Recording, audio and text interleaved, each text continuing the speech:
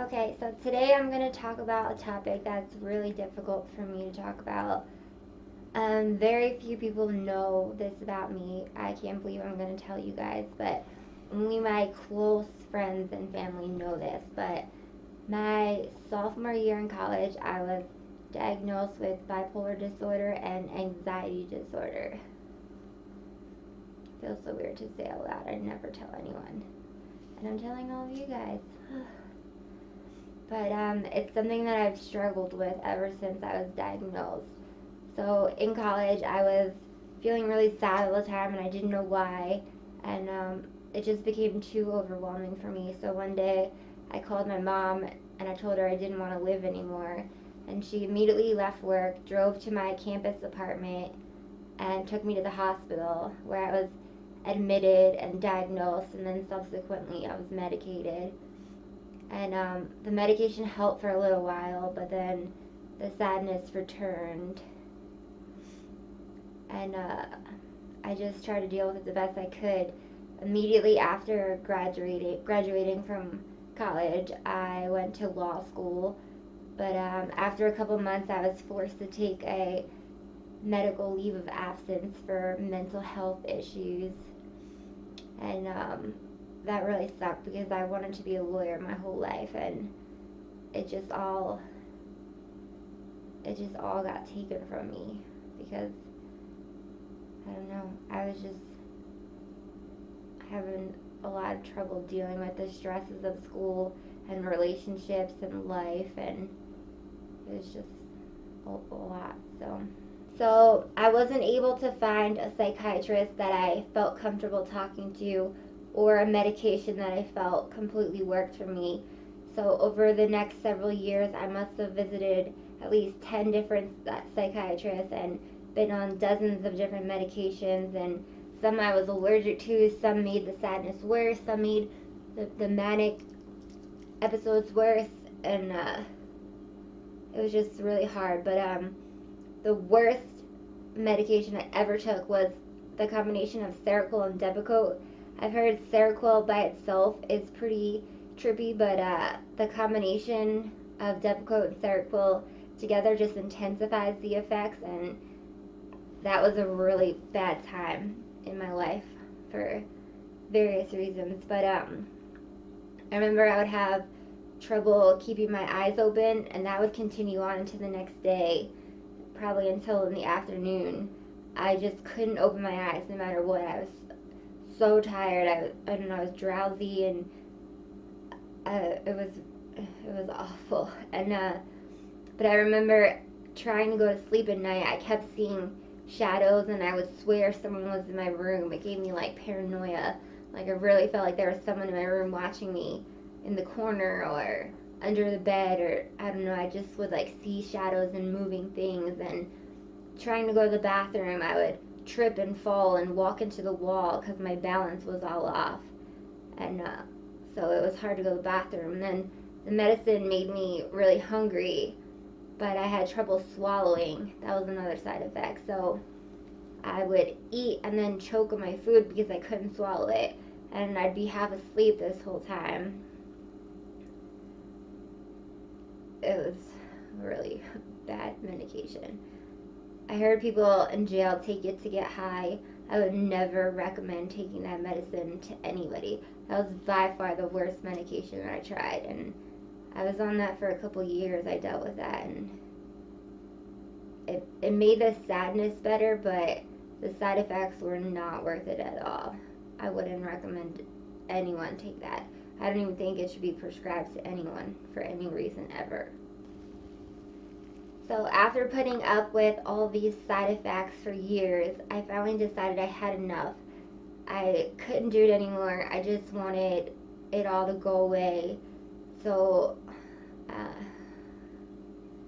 I swallowed a bottle of Xanax in an attempt to take my life. And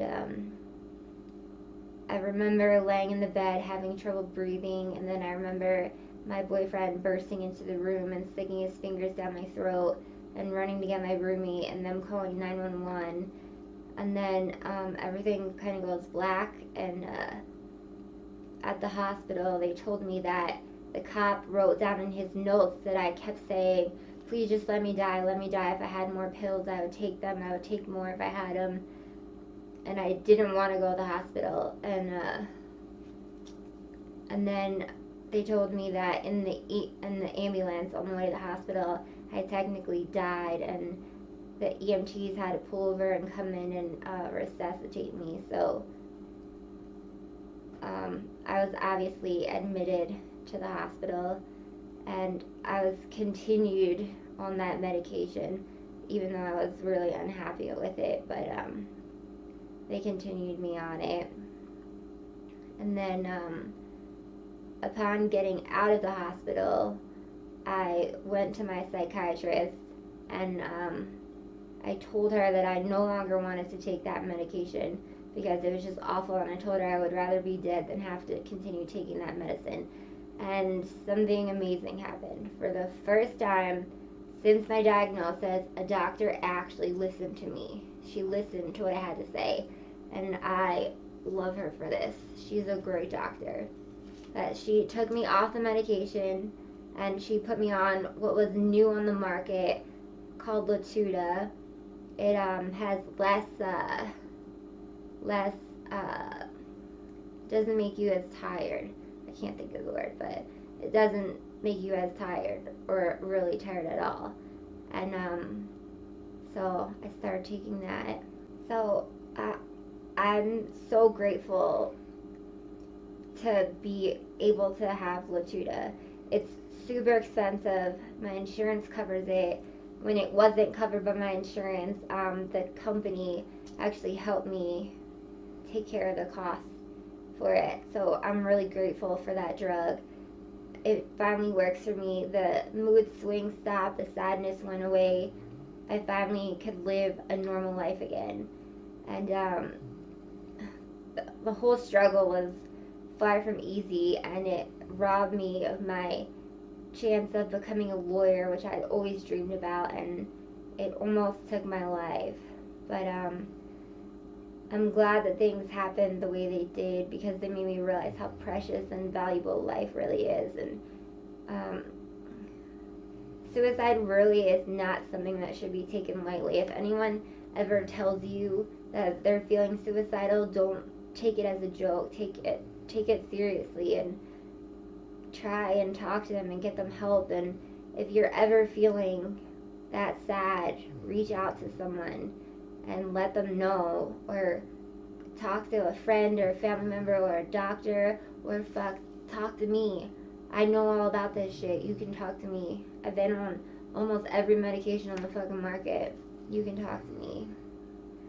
But I don't take suicide lightly, and this is the reason that I flipped out on that guy that messaged me a couple weeks ago on Facebook and told me that I should kill myself after I refused to send him free nudes. And people were like, why are you getting so mad? Why are you flipping out? I was pissed because you don't just go around telling people to kill themselves.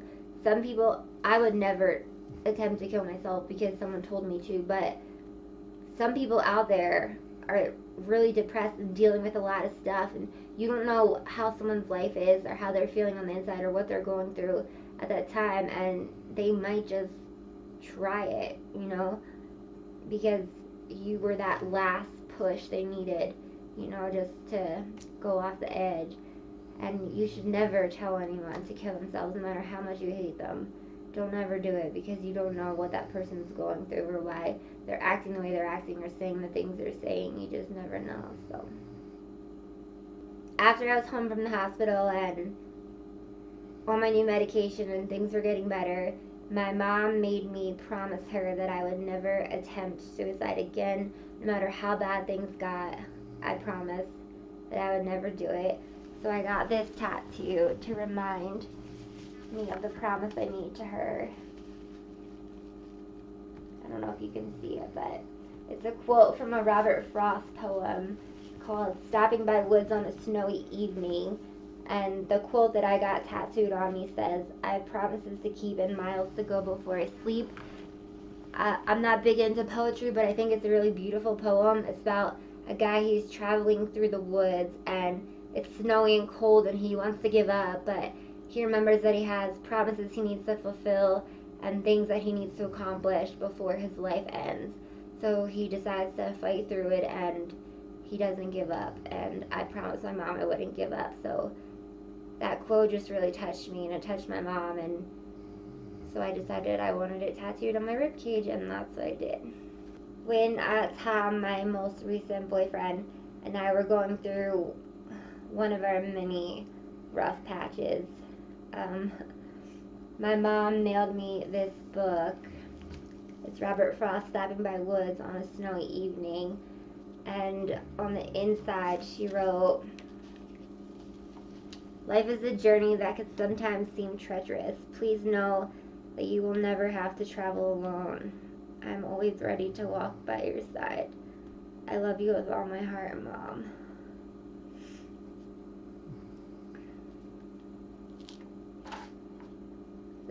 This book really means a lot to me. Sorry. I cry every time I read that. I don't know why.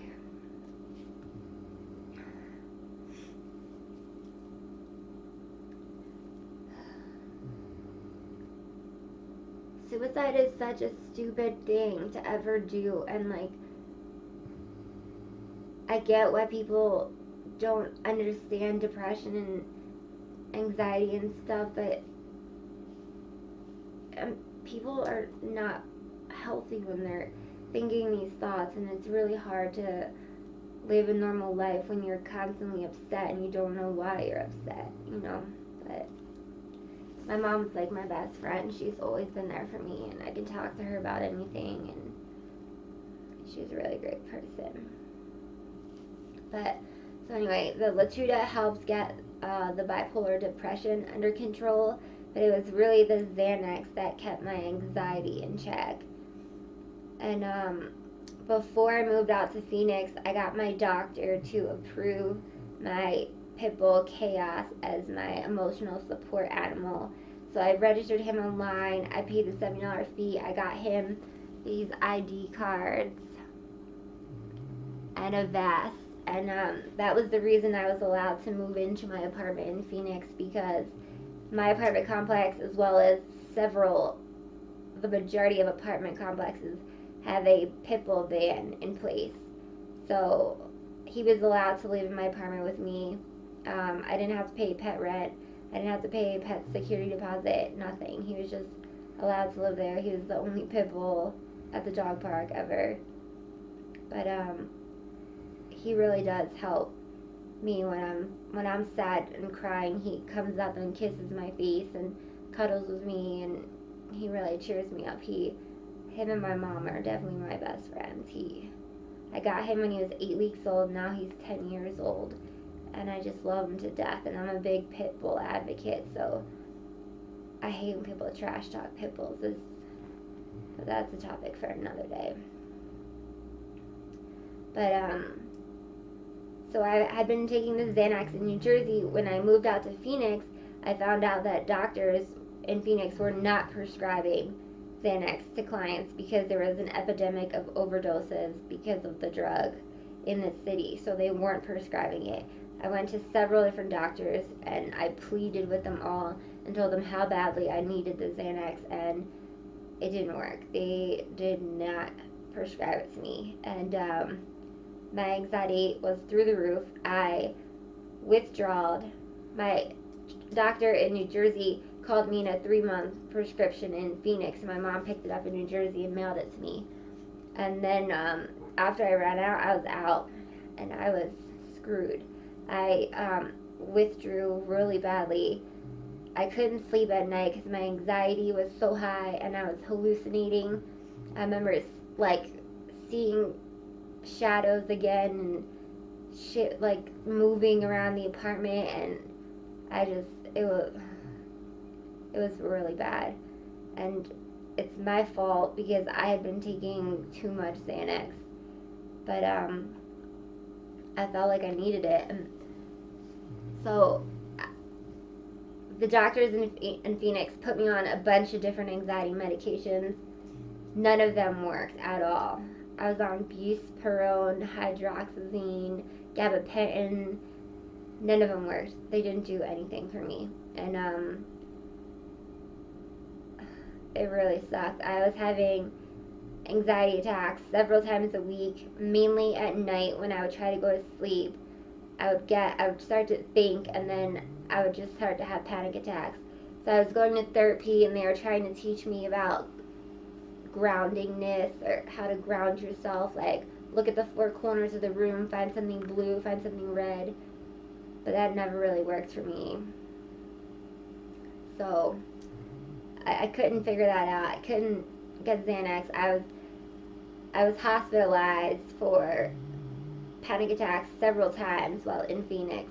Not admitted, but I went to the hospital, and there they gave me Ativan, and that's the only way my panic attacks would stop was if I fell asleep and woke up the next day feeling better, or if I went to the hospital and took Ativan.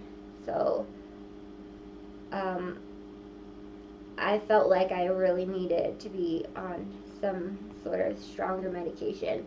So when I moved out to New Mexico, I went to the psychiatrist who I talked to on a camera like this, and I see him on a computer, and I talk to him like that, and he asked me what medicine I'm taking, and I told him Xanax, and he wrote me a script. He didn't want to see doctor's notes. He didn't want to see an old prescription bottle. He didn't want to see anything. He just wrote me a script for Xanax, and I was like, sweet, I can fucking have my life back again. I don't have to worry about losing a job. In Phoenix, I lost a job because I had a panic attack on the way to work, and I couldn't get out of the parking garage. I just couldn't get out of my car once I got into the parking garage. So I texted my boss, and I was like, I'm going to the hospital. I'm having a panic attack, and they fired me. And that really sucked because I love that job, and I made good money there, but screw them, whatever. I'm better off now. But, so I got my Xanax filled, and my panic attacks were a lot less.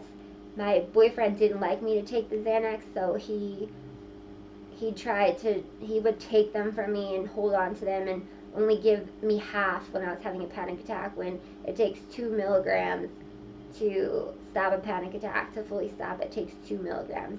If it's just like coming on and I feel it, I can take 1 milligram and be okay, but half does not work. So I spent a lot of time having panic attacks, even with the Xanax. And then I went back for my follow-up visit, and I was not as lucky. The doctor told me same doctor told me he was no longer allowed to prescribe Xanax. So I had to try either Valium or clozapam. I'm not saying that correctly, but some drug I've never heard of before, but he highly recommended it, so I chose that one. And I don't know, around that time Tom and I broke up and he moved out, and my panic attacks just stopped. I don't know if it's the medication or the fact that he moved out and I don't have the stress of an unhealthy relationship anymore, or a combination of the two, but I have not had a panic attack in about 4 months now, when I was having them several times a week with Tom and not on the medication. Now I haven't had one in 4 months. I can sleep and wake up feeling fine. I don't need to do what color are the curtains and look at the four corners and exit. I don't need to do any of that. I just don't have anxiety. But I take the medication every day. I'm supposed to take it as needed, but I take it every day just because he told me it takes a while to kick in. So I was afraid that if I started to have a panic attack at work or something, it wouldn't work right away like Xanax does. He said it takes longer to kick in, but it lasts longer. So I highly recommend this drug for anyone who doesn't want to go on Xanax. Someone told me it's just like Xanax, it's just a generic brand, but I don't think he would prescribe me a generic brand of Xanax. But I don't know, I really like this medication and I would highly recommend it. I wish I could say it properly, but I've been able to live a normal life. My depression is gone, my mania is gone, my anxiety now is gone, and I don't know, I feel like I can live a normal fucking life and hold down a job and not have to worry every day about having a panic attack, because that used to be on my shoulders every fucking day. Everything I did, I was like, I might have a panic attack. What if I have a panic attack? What if I have a panic attack? And thinking that brings on panic attacks. So it's like a never-ending cycle. You think, I really don't want to have one today, so then you have one because you're telling yourself not to have one, and it's just really fucking stupid. So it took years of doctor's visits and experimenting with different prescriptions to get to the point that I'm at today. And I probably should be in therapy. I'm not in therapy because my doctor talks to me for 10 minutes over a computer screen, and that's the only doctor in town. And I don't even think they offer therapy there. But mental illness does run in my family. A lot of my family deals with depression, but I am the first one to ever attempt suicide. Hopefully, the last one to ever attempt it. Um, it's been a long journey. It's been a hard journey. I mean, bipolar depression cost me my dream job. It almost cost me my life. And it's just, I wish I could go back to that night and tell myself, like, you're worth it. You don't want to do this, don't do it. And I would have saved my family a lot of heartache and myself a lot of trouble. But I feel really grateful to be alive today and to have the support system that I've had.